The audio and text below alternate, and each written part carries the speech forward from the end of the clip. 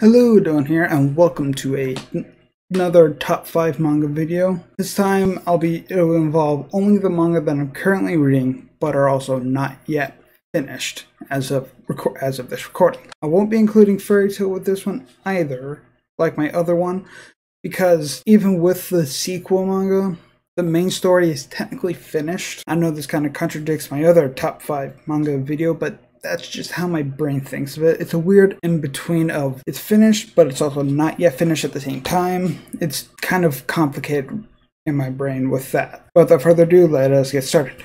Number 5, Attack on Titan. Here's a summary of it just in case. Over a century ago, mankind was devoured by giant beings of unknown intelligence and origin known as Titans. Creatures that eat humans alive indiscriminately and for no apparent reason. The main population has managed to survive the last 100 years only by building a multi-walled city capable of keeping the Titans at bay, training military recruits to patrol the perimeter and gather intelligence about their mysterious foe. Eren and Mikasa have lived a relatively peaceful life behind the city's walls, but when a massive Titan appears, smashing the outer barrier and unleashing a wave of terror, their lives are brutally changed forever. Okay, this wouldn't have been on here if I did this video a while back.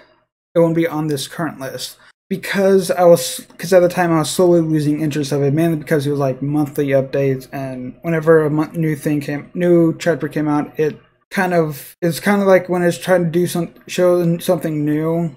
You end up forgetting what happened in the previous chapter because it's like so long between chapters. But currently with it getting like so close to the end and all these secrets have already been revealed, it's literally pulling out all the stops by this point.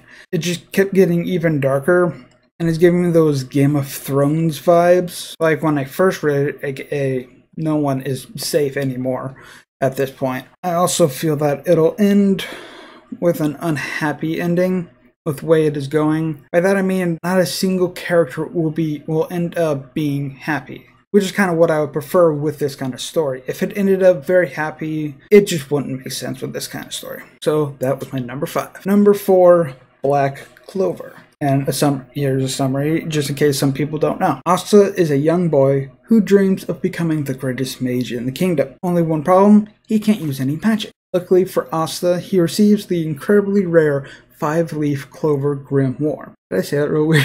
Grimoire. I don't know. That gives him the power of anti-magic. And someone who can't use magic really become the Loser King? One thing's for sure, Asta will never give up. At this point, people know Black Clover. Whether they've actually watched it or not, they know of Black Clover. But it is still such a great manga.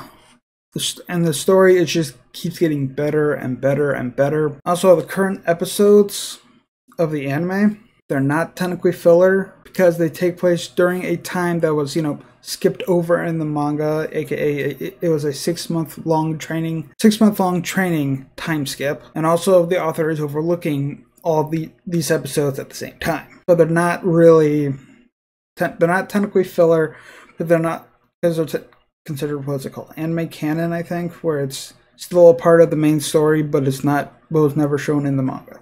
Okay, heads up, these next two, I really couldn't put one above the other, so I kind of just put them both at number 2, because I just like them equally. Number 2.1, Don't Toy With Me, Miss Nagatoro, and here is a summary in case you don't know what this manga is about. Mischievous Nagatoro-san always bugs Senpai to get a reaction out of him. Sorry. What is her motivation? Does she just want to create misery for Senpai? Or maybe she secretly likes him. I actually learned about this manga through Lost Pause, as some mangas I've learned through him. And it's kind of a classic cliche of a girl bullying her crush. Only I think that I forgot. I think it takes place in high school. But the greatest thing is that the author actually drew hentai, and you can see that in the manga throughout. Not actual 18+ content, obviously, but more like risque moments. And this actually got an anime adaptation announcement recently. Number 2.2, Komi Can't Communicate. And for the summary, this is gonna be a long summary. Their journey to 100 friends begins with a single conversation. Socially anxious high school student Shoko Komi's greatest dream is to make some friends, but everyone at school mistakes her crippling social anxiety for cool reserve, with the whole student body keeping their distance, and Komi unable to utter a single word. Friendship might be forever beyond her reach. Timid Tadano is a total wallflower, and that's just the way he likes it. He lives to blend in with the background. All that changes when he finds himself alone in a classroom on the first day of high school with the legendary Komi. He quickly realizes she isn't aloof, she's just super awkward. Now he's made it his mission to help her on her quest to make 100 friends. Just like Nagatoro, I learned about this manga through, again, Lost Pause. And immediately, I loved it. It's such an adorable slice of life manga. While it deserves an anime adaptation, it honestly doesn't really need one in my opinion, because it just keeps the charm of it. Also, it can get people into reading manga at the same time. Like in the anime community, where people who refuse to read manga, it could get them to actually read it if it never gets an anime adaptation. On to my number one. My number one is Eden Zero. So here's a not quick summary, but a summary for it. A young boy gazes up at the sky and sees a streaming bolt of light. The friendly, armor-clad being at his side tells him gently, "That's a dragon."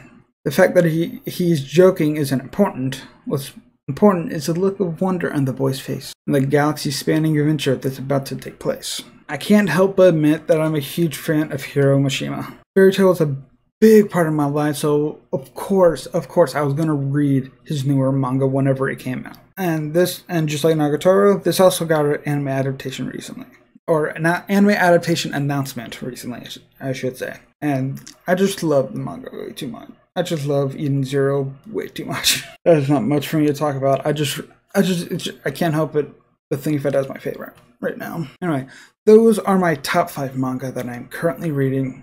If you enjoyed the video, then why not check out some of my other videos? Hit subscribe to join my positive anime guild, and I hope to see you next time. See ya.